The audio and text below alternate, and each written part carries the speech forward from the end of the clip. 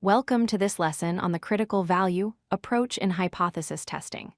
This is a fundamental method used in statistics to decide whether to reject a null hypothesis based on a test statistic and a predefined critical region. Before we dive in, let's recall the basics. Every test starts with two competing claims. The null hypothesis, denoted as H0, is the default assumption, usually implying no effect or no difference. The alternative hypothesis, denoted as H1, is the claim we want to support, suggesting there is a significant effect.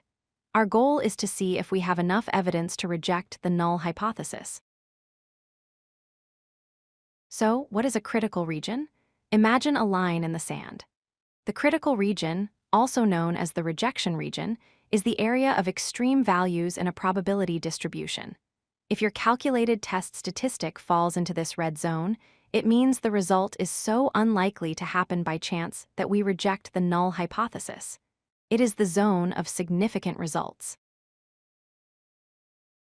How do we decide how big this region is?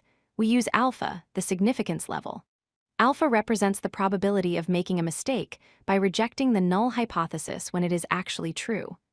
Common values are 0.05, corresponding to 5%, or 0.01 for 1%.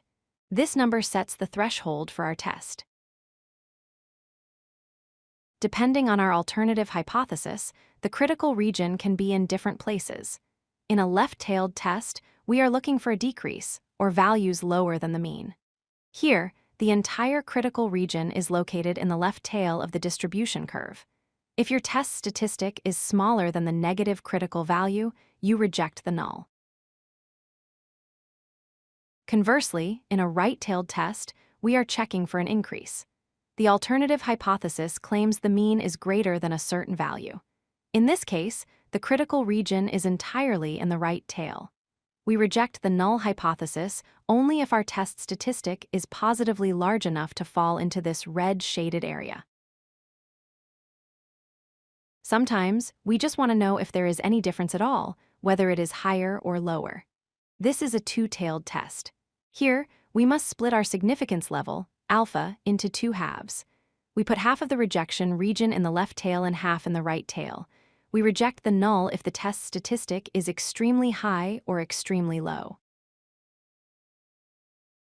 Here is the simple rule for making a decision.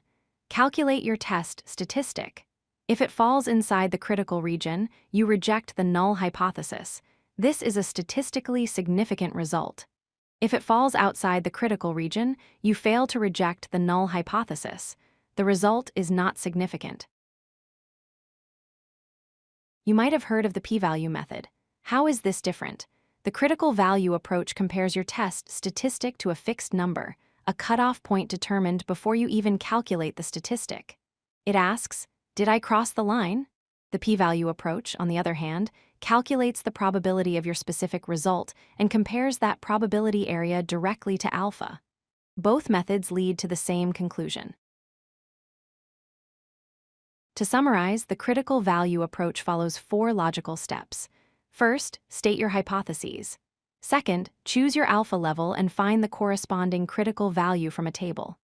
Third, calculate your test statistic using your data. And finally, compare.